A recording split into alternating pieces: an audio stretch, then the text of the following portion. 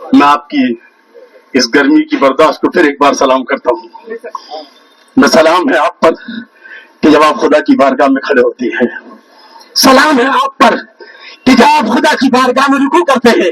سلام ہے آپ پر جب آپ سجدہ کرتے ہیں. سلام ہے آپ پر جب آپ تراویح میں 2 گھنٹے کھڑے ہوتے ہیں. سلام ہے آپ پر جب آپ اپنی بیوی بچوں کی جو ہے پرواہ نہ کر کے آپ ان احتجاج میں شامل ہوتے ہیں. گرمی کا جو ہے آپ پرواہ نہ کر کے آپ کھڑے ہوتے ہیں. آپ پر سلام ہو اور ساری کائنات کا سلام ہو، مگر اسی سلام کو ہمیں آگے بڑھانا ہے اور اس ملک کو سلامتی والا بنانا ہے. سب ایک ساتھ سماعت کریں کہ ہم نے، آپ اندازہ لگائیے، سارے لوگ یہاں پولیس والے بھی ہیں،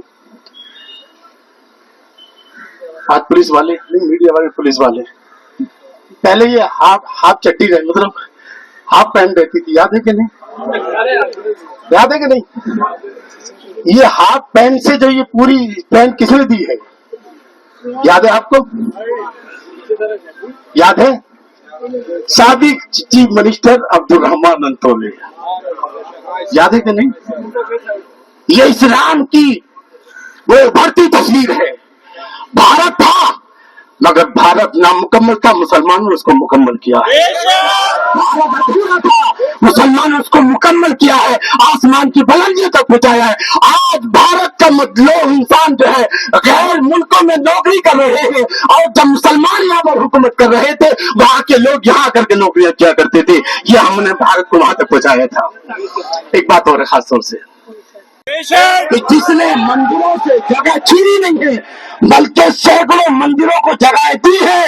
ہم حکومت کرتے تھے، ہم مندروں کو بنایا کرتے تھے، جگہ دیتے تھے. آج تم حکومت کرو تو آج تم مسجد شہید کر رہے ہو اور آج تم ہم سے جگہ چھوڑ جو ہے لے رہے ہو. لہذا یہ برداشت، یہ پہلا فرق ہے.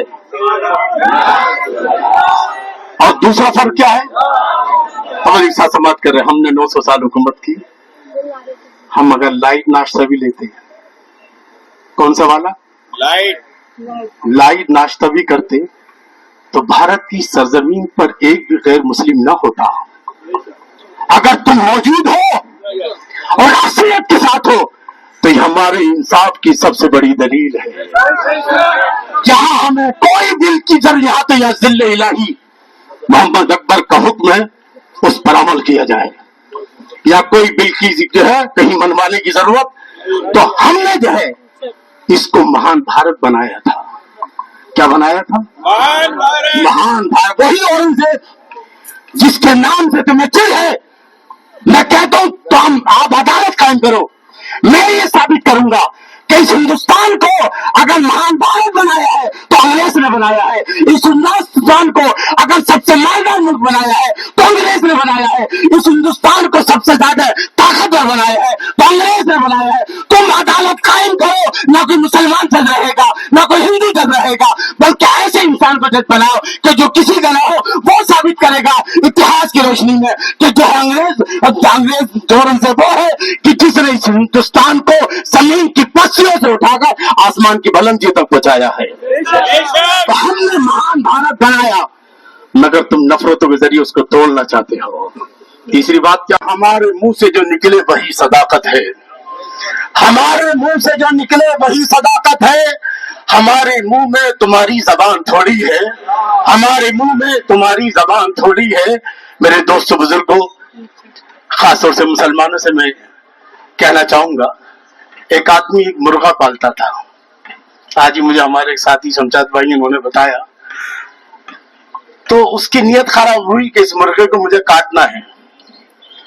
تو کاٹنے کا بہانہ چاہیے. کیا چاہیے؟ وہ مرغا صبح کے بعد بولتا تھا، مالک نے خبردار آج کے بعد بولا تو میری نیند خراب کرتا، اذان دینا بند کر دے نہیں تو کاٹ ڈالوں گا. مرغا نے سوچا یار زندگی بڑی پیاری ہے، سب کو پیاری ہے، اس نے بیچارے نے اذان دینا چھوڑ دی. اب مالک بولا یار یہ تو کاٹنے کا بہانہ نکل گیا، اب کیسے کاٹوں؟ تو دوسرے دن اس نے کہا، تو ایک دو دن کے بعد، کہ جیسے مرغی آواز کرتی ہے ویسے تجھے آواز کرنا پڑے گی. اس نے ویسی مرغی جیسی آواز نکالنا شروع کر دی. اب یہ ہڑبڑایا کہ یار کاٹنے کا یہ بہانہ بھی نکل گیا. سمجھ کے ساتھ سماعت کیجیے گا. ہم कौन से लोग हैं जो कुर्सियों पर बैठे हैं जो हमें काटना चाहते हैं। ये बिल बहाना है, ये बाबरी मस्जिद बहाना है, ये तलाक सलासा बहाना है। इन्हें सिर्फ मुसलमानों को काटना है या भारत से भगाना है। दूसरा भी जो है बहाना निकल गया, वो मुर्गी की तरह आवाज निकालने लगा। 2-4 दिन के बाद फिर मालिक ने कहा, देख अब तुझे मुर्गी की तरह अंडा देना पड़ेगा, अगर तूने अंडा ना दिया तो मैं तुझे ज़िबा कर दूंगा। बहरहाल सुबह सुबह मालिक आया देखने के लिए, तो देखा तो अंडा तो नहीं, तो मुर्गा रो रहा था। मुर्गा रो रहा था। मालिक ने कहा कि मौत करीब आ गई इसलिए रो रहा है। कहा नहीं। फिर क्यों रो रहा है? कहा इसलिए रो रहा हूं कि तेरी बात मैंने शुरू में ना मानी होती तो अच्छा था, मैंने अजान देना बंद न की होती तो अच्छा था। मैं अपने पहले फैसले पर रो रहा हूं कि मुझे तेरी बात हरगिज नहीं मानना थी, मुझे उसी वक्त जो है तेरे हाथों से ज़िबा हो जाना चाहिए था।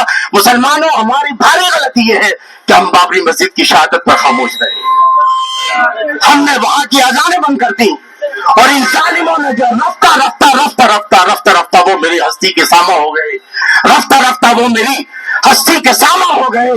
पहले जा फिर जाने जा फिर जाने जाना हो गए। आज ये बिल है और अभी 2-4 दिन के बाद अगर हम इसी तरह खामोश रहे और ये जालिम और आगे बढ़ेंगे, आखिरी बिल है इनको कौन सा? यक्सा सिविल कोड का। 2-4 दिन के बाद वो बिल भी आ जाएगा। इसलिए आज जरूरत है कि हम इस बिल पर खामोश ना हो उस वक्त तक जब तक कि बिल काला कानून वापस ना लिया जाए। मुसलमान बादशाहों ने जुल्म किया है। अच्छा, अगर जुल्म किया है, अगर हम मंदिरों के दुश्मन होते, मंदिर तोड़ते, तो 900 साल में एक मंदिर बाकी रहता? तो के साथ समझ कीजिएगा, ये वो सच्चाई है कि तुम्हें मानना पड़े कि आज तुम्हारी हुकूमत हो गई तो तुम मुसलमानों को मिटाना चाहते हो, मुसलमानों को हर पे गलत के हटाना चाहते हो। लेकिन हमने तुम्हें 900 साल तुम्हें मौका दिया है। हमने 900 साल, आज तुम्हारी जान की कि दुश्मन हो, हम जब हाकिम थे तो हमने तुम्हारी जान और तुम्हारी बहन बेटियों की इज्जतों की हिफाजत की है। ये भारत का इतिहास है जिसे कोई नहीं बदल सकता है। अब तुम साथ समाप्त करें। क्या कहा? 200 साल 250 साल हुकूमत की। आवाज आई, अंग्रेजों भारत छोड़ो, इधर से आवाज आई भारत छोड़ो, इधर से आवाज आई भारत छोड़ो। बराबर है? अगर कहीं मैं मिस्टेक कर रहा हूं तो पुलिस वाले फौरन गिरफ्तार कर लें उसी वक्त, देर ना करें, है ना? और अगर 200 साल वो अंग्रेज हुकूमत जो पढ़ी लिखी, बुद्धिमान, साइंसवादी, जी इलेक्ट्रल जो है सब कुछ उसके पास था, मगर 300 साल भी न गुजरे कि चारों तरफ से उसको आवाजें आने लगी, भारत छोड़ो, अंग्रेजों भारत छोड़ो। ठीक है? और एक दिन उसको गंगा जमनी तहजीब, याद रखना भी आपने कई मुकर्रिरीन जो सुना है कि सबसे ज्यादा भारत की इस तिरंगे झंडे की सुर्खी में सबसे ज्यादा मुसलमानों का खून लगा है। 7 लाख मुसलमान जंग आजादी में अगर हम शामिल ना होते, अगर हम जंग आजादी में आगे ना बढ़ते, कि मैं नहीं कहता, डिस्कवरी ऑफ इंडिया के अंदर जवाहरलाल नेहरू ने इस बात का एतराफ किया है कि मुसलमानों का किरदार जंग आजादी में कायदाना था, यानी उन्होंने लीडिंग की है। क्या की है? 1757 से लेकर 1857 के पहले तक ये सिर्फ 100 साल मुसलमानों ने जंग लड़ी है, कोई और शामिल नहीं था।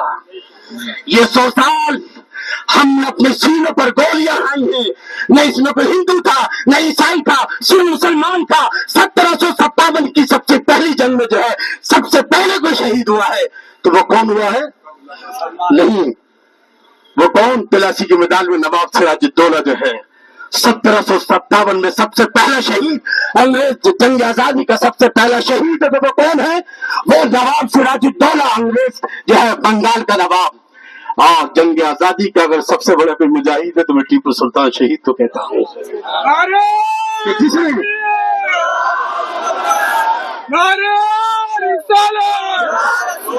जिसने कुरान पर हाथ रखकर ये कसम खाई थी। किस पर हाथ रखकर?